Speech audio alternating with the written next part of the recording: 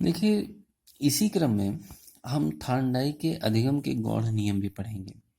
अभी तक तो हमने सीखने के नियम का अध्ययन किया, अब जो है हम सीखने के गौड़ नियमों का भी अध्ययन करेंगे। देखिए, सीखने के गौड़ नियम थार्नडाइक ने 5 प्रकार से बताए हैं। पहला है अभिवृत्ति और मनोवृत्ति का नियम, दूसरा है बहु अनुक्रिया का नियम, तीसरा है आंशिक क्रिया का नियम, चौथा है सदृशीकरण का नियम और पांचवा है साहचर्य परिवर्तन का नियम। तो सबसे पहले हम इस पर चर्चा करते हैं, फिर आगे उन बिंदुओं पर चर्चा की जाएगी। पहला है अभिवृत्ति और मनोवृत्ति का नियम। देखिए, इस नियम के अनुसार थार्नडाइक ने स्पष्ट किया है कि यदि सिखाई जाने वाली सामग्री और सीखने के प्रति सीखने वाले की अभिवृत्ति सकारात्मक हो तो वह शीघ्र सीख लेता है। अतः यह आवश्यक है कि सिखाए जाने वाली सामग्री सीखने वाले की अभिवृत्ति के अनुकूल हो या फिर सामग्री के प्रति उसकी अभिवृत्ति जागृत की जाए। तो ये था अभिवृत्ति और मनोवृत्ति का नियम। इससे भी व्यक्ति का अधिगम जो है तीव्र गति से होता है। दूसरा है बहु अभिक्रिया का नियम। तो इसके अनुसार थार्नडाइक ने स्पष्ट किया है कि जब मनुष्य के सामने कोई समस्या आती है तो वह उसके समाधान के लिए अनेक प्रयत्न करता है और अंत में जिन प्रयत्नों से उसे सफलता मिलती है उसका वह चुनाव कर लेता है।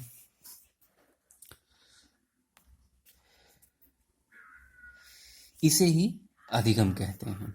इसे ही अधिगम कहते हैं। अतः यह आवश्यक है कि सीखने वाले को समस्या के अनेक समाधान सोचने और उनमें से सही का चुनाव करने की का अवसर दिया जाए। जब इस प्रकार का हम अवसर उसे देते हैं तो व्यक्ति का अधिगम और तेजी से बढ़ जाता है।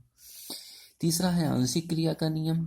तो इस नियम के अनुसार थार्नडाइक ने बताया कि यदि समस्या को भागों में विभक्त कर एक एक भाग का समाधान खोजा जाए तो बड़ी से बड़ी समस्या का समाधान आसानी से हो जाता है। उन्होंने यह भी स्पष्ट किया है कि सीखने वाले प्रायः समस्या के कुछ प्रमुख तत्वों को छांट लेते हैं और उन्हें अपनी अनुक्रिया को और उन्हें अपनी अनुक्रियाओं को आधार बनाकर समस्या का समाधान करते हैं।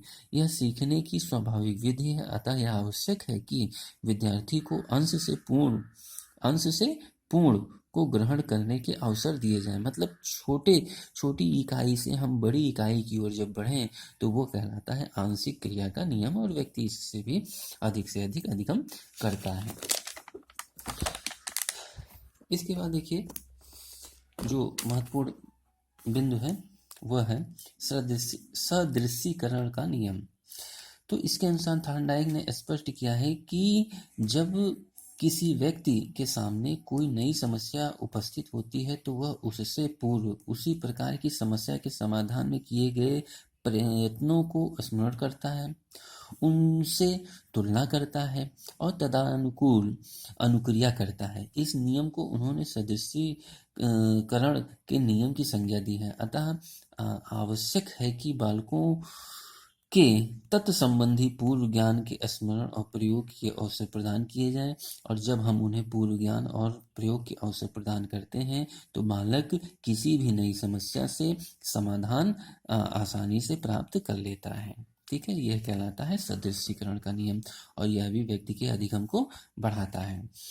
पांचवा जो अंतिम है वह है साहचर्य परिवर्तन का नियम। थार्नडाइक ने एक बिल्ली के सामने थोड़ी ऊंचाई पर मछली टांग दी और बिल्ली को स्टैंड अप कहकर पिछले 2 पैरों पर खड़े होने की ट्रेनिंग दी। कुछ दिनों बाद उन्होंने देखा कि बिल्ली केवल स्टैंड अप कहने पर खड़ी हो जाती है। पहली स्थिति में मछली उद्दीपक थी और बिल्ली का पिछले 2 पैरों पर खड़ा होना इस उद्दीपक के प्रति बिल्ली की अनुक्रिया थी। दूसरी स्थिति में स्टैंड अप ध्वनि के उद्दीपक का कार्य किया। दूसरी स्थिति में स्टैंड अप ध्वनि ने उद्दीपक का कार्य किया, जिससे उन्होंने यह निष्कर्ष निकाला कि 2 उद्दीपकों, पहला उद्दीपक क्या था? पहला उद्दीपक था मछली, दूसरा उद्दीपक था स्टैंड अप की ध्वनि। में सहचर्य स्थापित होने पर एक उद्दीपक के प्रति होने वाली अनुक्रिया दूसरे उद्दीपक के प्रति भी होने लगती है। मतलब जो उद्दीपक पहले मछली को देखकर होता था वह आवाज को भी सुनकर होने लगा, मतलब स्टैंड अप की ध्वनि सुनकर भी होने लगा। ठीक, तो इस प्रकार सहचर्य स्थापित होने पर एक उद्दीपक के प्रति होने वाली अनुक्रिया दूसरे उद्दीपक के प्रति भी होने लगती है। इसे उन्होंने साहचर्य परिवर्तन का नियम कहा है। इसमें सबसे महत्वपूर्ण बिंदु यह है कि यह नियम पावलर के अनुकूलित अनुक्रिया के सिद्धांत का दूसरा स्वरूप है। और पावलर का अनुकूलित अनुक्रिया का सिद्धांत क्या कहता है? जब अस्वाभाविक उत्तेजना के प्रति स्वाभाविक अनुक्रिया होती है तो वह अनुकूलित अनुक्रिया का सिद्धांत कहलाता है।